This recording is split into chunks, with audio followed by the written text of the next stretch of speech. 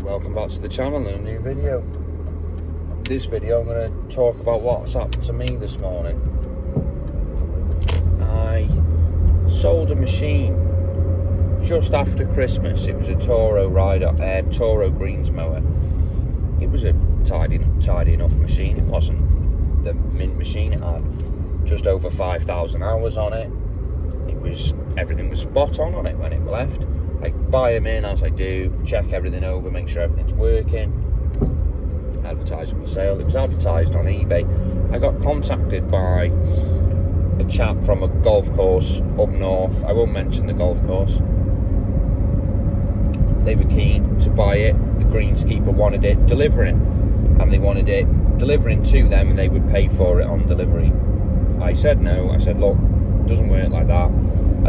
Nothing leaves here without it being paid for, and I don't sell anything without somebody looking at it first. I don't like doing that, because that's when I've done it a few times in the past when I was starting off, and it's never worked for me. It always leads in a disaster.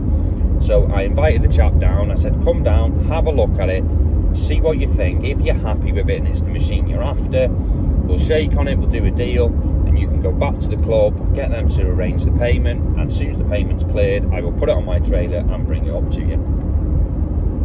So that's what happened. They came down, they had a look, they were happy with it, and they took it away.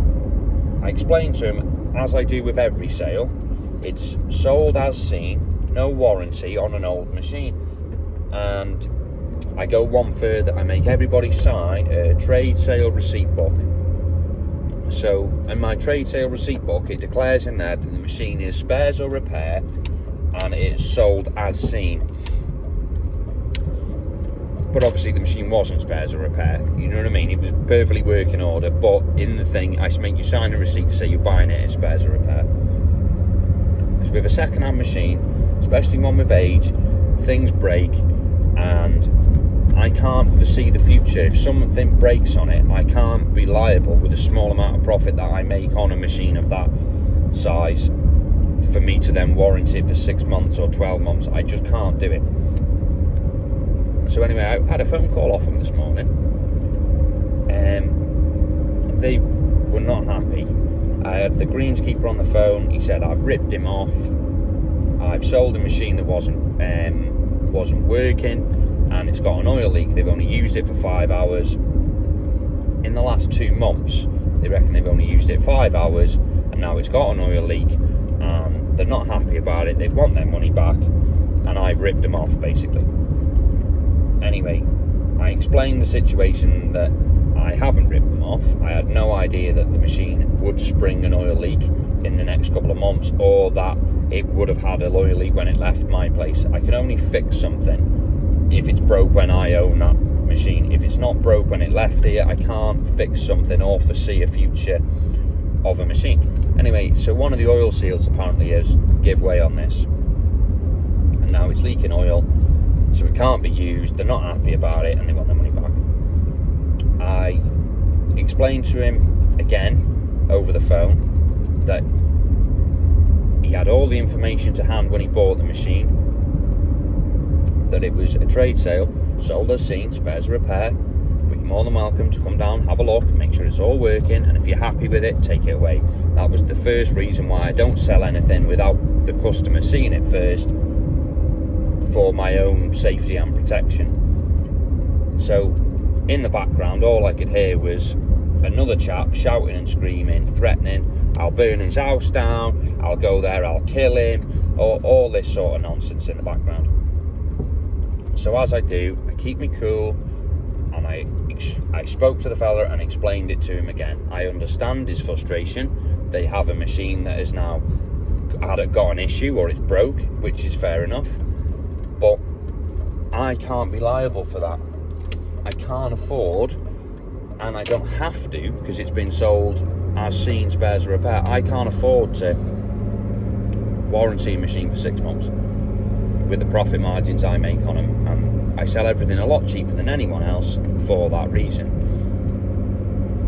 So the phone got passed over to somebody else, and this chap that was shouting and screaming took over the phone, and like I say, started threatening me, saying he was going to set fire to the house and he was going to come and do all sorts of violence. And like I say, keep me cool, just ignored it and explained to him again what the issue was and how I can't do anything about it. And it dawned on me why they're ringing me and not the club themselves.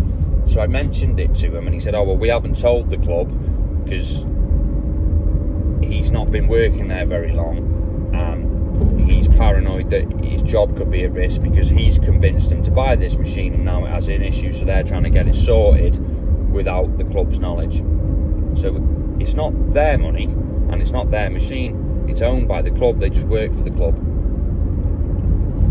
So after exchanging more conversation, I agreed to pay £200 towards the repair cost as a goodwill gesture. They said they had someone look at it, it's going to be £800 to fix it. And I said, look, they wanted me to pay half, and I said I can't pay half, I don't have to pay anything, but as a goodwill gesture I will offer to pay £200 towards the repair costs. The profit I made on that machine, I'll level with you, I think I made about 500 quid on that machine, but I had to deliver it for that as well, so take 100 quid out for fuel, I think I made 400 quid on that machine. But the machine was running and driving when it came to me, so I didn't have to put loads of work into it, so it's still a comfortable profit. But now I've offered to give £200 of that profit back, so as it stands I've probably made £200 on that machine. So they were happy for that, and they said, yep Sam, we'll send our bank details over and for me to send the money across. And I stopped them there and I said, no, you send me an invoice of the repair bill and the receipt of an invoice of the work that's been done, and I will pay my £200 contribution to either themselves or the third party who's taking on the repairs. Anyway, as soon as I'd mentioned that, they said, yeah, alright Sam, no problem, and off they went. Anyway, since then they've rang me back about 4 or 5 times. I've been quite busy this morning, so I have missed a couple of their calls. I rang them back. Anyway, they're now telling me that they can't provide a receipt for the work to be done because they're having somebody do it as a cash job and it'll be done cheaper, so they can't provide a receipt, but they still want me to send £200.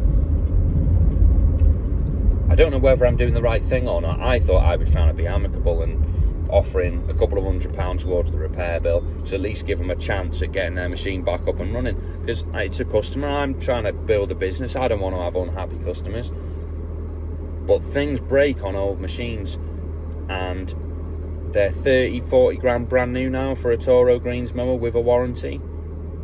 So if you want to spend £2,500 for a Greens Mower, it's still a lot of money, granted, but it was working perfectly when it left, and 2 months later it's now thrown an oil seal that then I am now liable for that repair bill.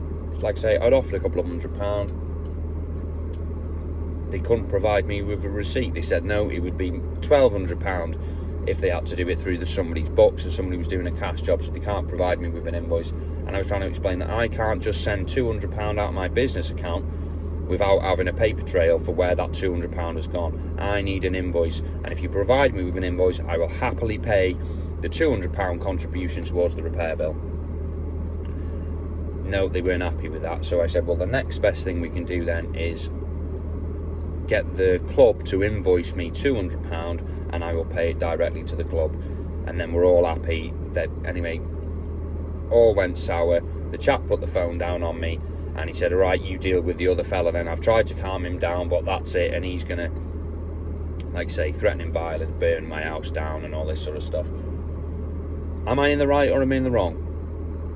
What would you all do? I know you might be in business or not in business, but do I feel like I'm being right there, or am I being wrong? Because if I'm being wrong, I'm doing it wrong. But for me, I thought I was being fairly amicable by offering to pay £200 towards a repair bill, and that at least gives them a little bit more to go and get that machine and get it up and running. Granted, they bought that machine to use, and for whatever reason, like it's thrown an oil seal that it's now they can't no longer use it. But is it me, or is it just people out there that think that money grows on trees and things break and it's not their responsibility, and it's the responsibility of the seller who sold it to them. If you've bought a brand new machine and you're under a 3-year warranty deal, I 100% agree you should be able to take that back. But how many warranty claims don't get accepted? Because I know of places where they've ticked things back for warranty and they say wear and tear, driver error, and they just don't pay out. An oil seal, to me, is not something that would be warranted even by a big dealership. They wouldn't warranty an oil seal. But that's how it is. That's what's happened to me this morning. So let me know in the comments and see what you think I should do. Am I in the wrong? Am I not in the wrong? Do I phone the police and report it to the police? Do I ring the club and tell them the conversations I've had with one of their employees about the threatening of violence? Do I go down that route, or do I just leave it? Or what do I do? Any advice would be much appreciated. Like I say, this doesn't happen often, but every now and then you do have issues. If you've sold something and it's a second-hand machine, they do have issues. Not all have issues. Everything's fixed before it goes, but if you own it and you're working it, whatever, things do break on all second-hand machines. Who's liable for that? Is it me or is it the customer? And how do I know how much abuse that machine's had? Not to say that's what they've done, but I don't know that. How do I know that this bill even exists of an £800 bill? How do I know? If they can't provide me with a receipt for a repair bill, and the other thing is, if they let somebody do it as a cash job, how do I know that repair is going to be done right? And they're not going to ring me up 2 months later and say this isn't right, or something else has failed, and now they want more money and they want more, to a point where I might as well be losing money. But anyway, thanks very much for watching, and let me know in the comments what you all think I should do. Cheers.